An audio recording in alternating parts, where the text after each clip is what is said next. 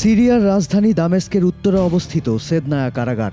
ক্ষমতাচ্যুত বাশার আল আসাদ সরকারের নৃশংসতার সাক্ষী এই কারাগারকে মানুষের কসাইখানা বলে উল্লেখ করেছিল আন্তর্জাতিক মানবাধিকার সংস্থা অ্যামনেস্টি ইন্টারন্যাশনাল। সম্প্রতি দুর্ধর্ষ অভিযানে বাশারকে ক্ষমতাচ্যুত করার পথে বিদ্রোহী যোদ্ধারা সেদনায়া মুক্ত করেন, আর তাতে প্রকাশ্যে আসে আসাদ পরিবারের নিষ্ঠুরতার এক চিত্র। অন্ধ কারাগার থেকে বেরিয়ে আসে হাজার হাজার মানুষ, যাদের অনেকেই 10, 20, 30 বছর মুক্ত আলো বাতাসের স্পর্শ পাননি।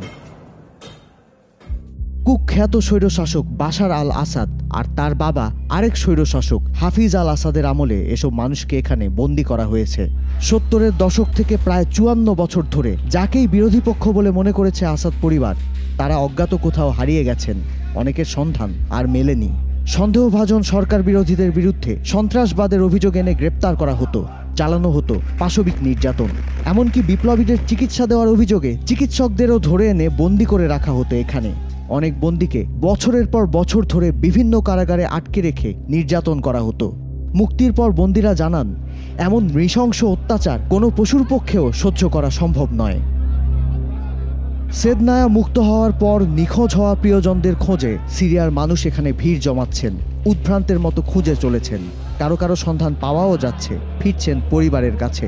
তবে অমানুষিক নির্যাতনের চিহ্ন তাদের শরীর মনে। নিজের নামে পরিচয় দিতে ভয় পাচ্ছেন, অনেকে নিজের পরিচয় ভুলেই গেছেন, মানসিক ভারসাম্য হারিয়েছেন কেউ কেউ।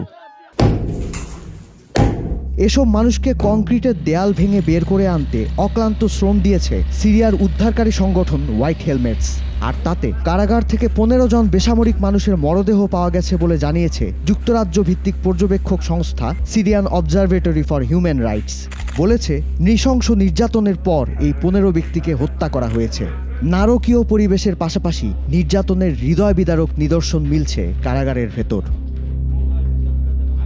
9 ডিসেম্বর এক খবর ছড়িয়ে পড়ে, সেদনায়া কারাগারের নিচে মাটির গভীরে আছে রেড সেকশন। সেখানে অসংখ্য হোল্ডিং সেলে নিখোঁজ আরও অনেককে বন্দি করে রাখা হয়েছে। বদ্ধ পরিবেশে দ্রুত ফুরিয়ে আসছে অক্সিজেন। আর এ খবর ছড়িয়ে পড়তেই নিখোঁজ ব্যক্তিদের আশান্বিত স্বজনেরা হুমড়ি খেয়ে পড়েন সেদনায়ায়।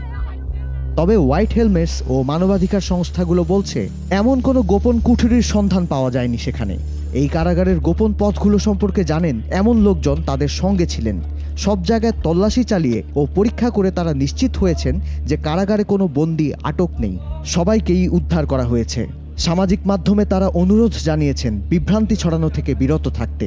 তার মানে এখনও যাদের স্বজনেরা নিখোঁজ, তাদের হয়তো মেনে নিতে হবে যে প্রিয়জনের দেখা তারা আর কখনো নাও পেতে পারেন। অ্যামনেস্টি ইন্টারন্যাশনাল জানায়, শুধু 2011 থেকে 2015-র মধ্যেই সেদনায়া কারাগারে 13,000 মানুষকে ফাঁসিতে ঝোলানো হয়েছে। এখান থেকে বেঁচে ফেরা, নির্যাতনের শিকার এবং বন্দীদের পরিবার নিয়ে গঠিত সংগঠন ADMSP 2022 সালে এক প্রতিবেদনে জানায়, গৃহযুদ্ধ শুরুর পর সেদনায়া এক মৃত্যু শিবিরে পরিণত হয়। সংগঠনটির হিসেবে 2011 থেকে 2018 সালের মধ্যে এখানে 30,000-এর বেশি বন্দীর মৃত্যু হয়েছে, যাদের অনেককে হত্যা করা হয়েছে।